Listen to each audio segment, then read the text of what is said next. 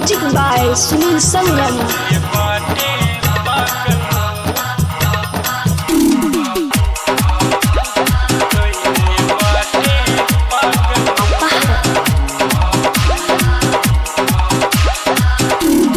अखिया के काजल होठवा के लाली कहिए बाटे पागल हो।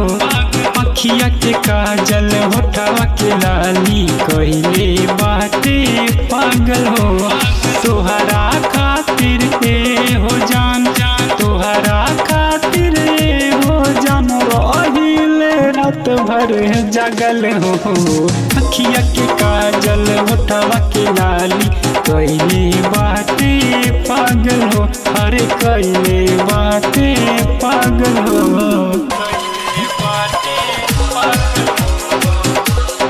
म्यूजिक बाय सुनील संगम।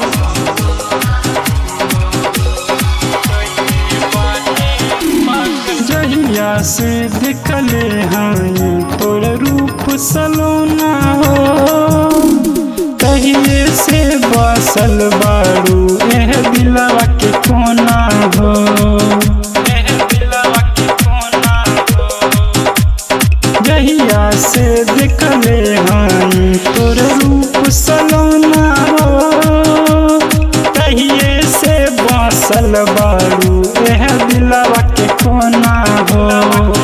हमर दिलवा धड़केला हई दिलवा धड़केला बाजे जब पाँव में छागल हो।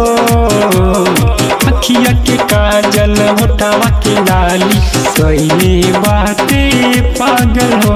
अरे कइले बाटे पागल हो। अखिया के काजल होठवा के लाली कइले बाटे पागल हो।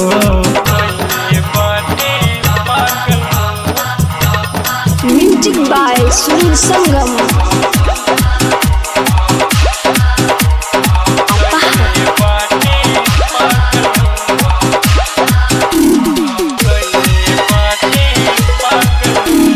जींस पहिर के जालू जब तू कोचिंग करे, तोर सुघराई देख देख जियरा मोर हरे।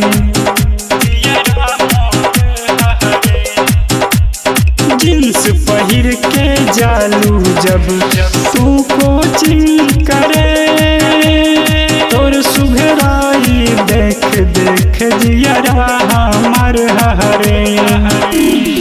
अमर जीत सुनील के दिल में बारू धांसल हो।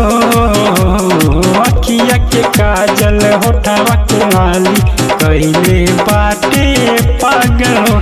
अरे कइले बाटे पागल हो। तोहरा खातिर ए हो जानत अहिले रात भर जागल हो। अखिया के काजल होठवा के लाली कइले बाटे